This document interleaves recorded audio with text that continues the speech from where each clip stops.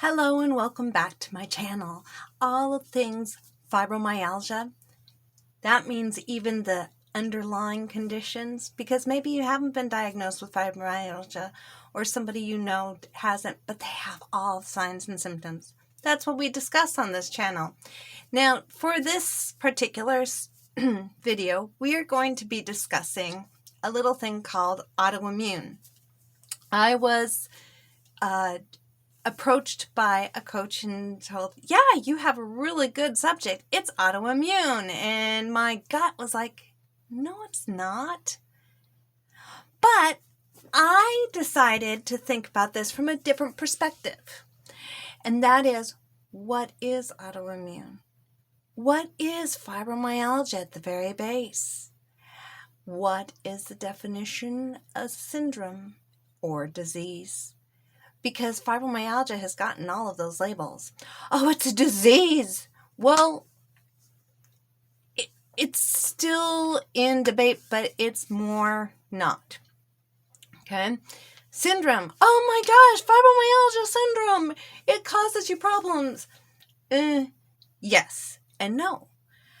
But there's challenges. And autoimmune. Oh my gosh. It's autoimmune. Your body is attacking itself. No, not exactly. So we're going to go through a basic discussion here that fibromyalgia, it's the reason that people try to put it into the autoimmune category is because it seems like your body is attacking itself, which is what autoimmune is.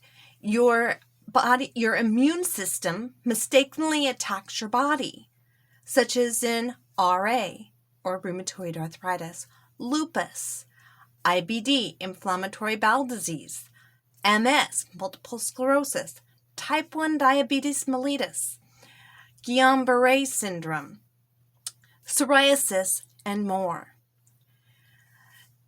And I can definitely see where doctors would say autoimmune. There were Southern clinics who did label fibromyalgia, this particular statement, fibromyalgia is autoimmune, in 2004. But further studies went to define as a syndrome. Well, it's even deeper than that, okay? I'm thinking about going even deeper into syndrome versus disease in a new video, just because there's so much intensity with regards to syndrome versus disease. There's a lot of them. I mean, there's medical dictionaries of these that are like 5 inches thick. I wish I was exaggerating. I've actually seen them. That's why they turned, thank goodness for PDFs and for ebooks, because it makes all the difference in the world. But here are some basic signs of fibromyalgia. And this is something that I really want you to pay attention to, because it's not just for you, but for people who you know, who you might suspect have it. Okay? Because the truth of the matter is that there are ways to work with fibromyalgia to bring it to a low to no pain life. It's just a process. It's a matter of taking the time and having the desire, the deepest desire, to actually bring it under control. So, to name a few, fibromyalgia, one of the signs is sleeping issues.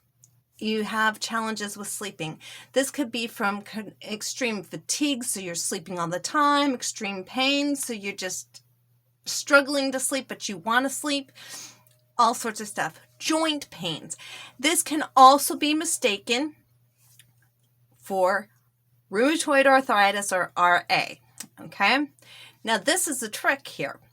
And it's not exactly a trick, it's medically stated. RA can actually have an X-ray or an MRI to define if it is RA or not. I also believe there's blood workups to prove it as well.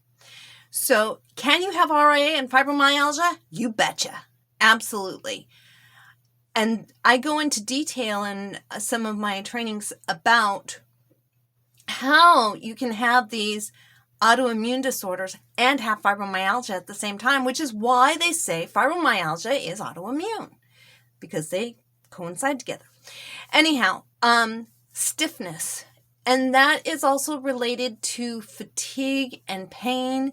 You just feel stiff and it just aches to even be able to move, and you feel like a rickety old rocking chair. And it's hard to move because of it. Widespread pain. I mean, from head to toe, headache, backache, muscle aches, all these, it all adds up. And typically you feel like you just need to sleep, rest, be left alone. Do not touch sign being put on your back and your front. Don't touch me, don't come near me, don't give me a hug. I love you, but just no, it hurts. So that's another sign. Fatigue, as I had just mentioned, just any little thing making you so tired. Now, these things, this fatigue and this pain and this achy, it's also a sign of MS. Multiple sclerosis, you get stiff, you get achy, you struggle to move. It's everything you can.